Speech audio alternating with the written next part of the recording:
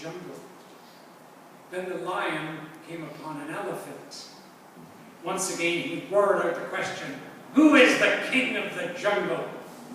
The lion used his trunk, and the elephant used his trunk and grabbed the lion by his tail, and he spun him around and around and around over his head, and dumped him in a mud puddle and slammed him into a large tree. Dazed and dirty, the lion said, "Just because you didn't know the correct answer was no reason to get upset." I want you to hold on to that. Hold on to that thought.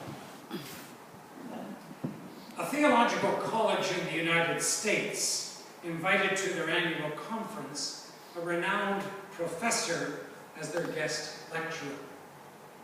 The professor spoke for 2.5 hours, proving, quote unquote, that the resurrection of Jesus never happened. The professor quoted scholar after scholar and book after book. He concluded that since there was no such thing as the historical resurrection, the religious tradition of the church was groundless. He went on to say it was emotional mumbo-jumbo because it was based on a relationship with a risen Jesus who in fact never rose from the dead in any literal sense. After this verbal dissertation, he moved back from the lectern and asked if there were any questions. After about 30 seconds, an elderly preacher with a head of woolly white hair stood up in the back of the auditorium. "Dr.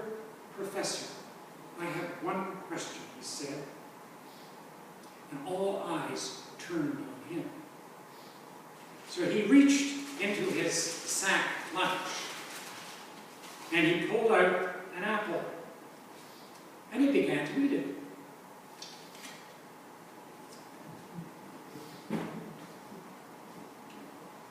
Don't you wish you could do that?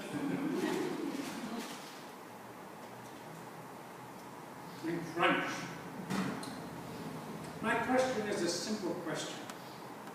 Crunch. Now, I have never read those books you've read. Crunch.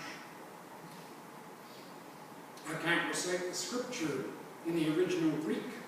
Another crunch.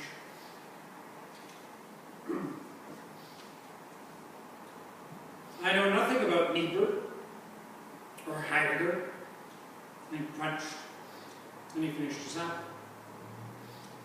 All I want to know is this. This apple that I just ate, was it bitter or was it sweet? And the professor paused for a moment, and he answered in an exemplary, scholarly fashion. I cannot possibly answer that question, for I haven't tasted your apple.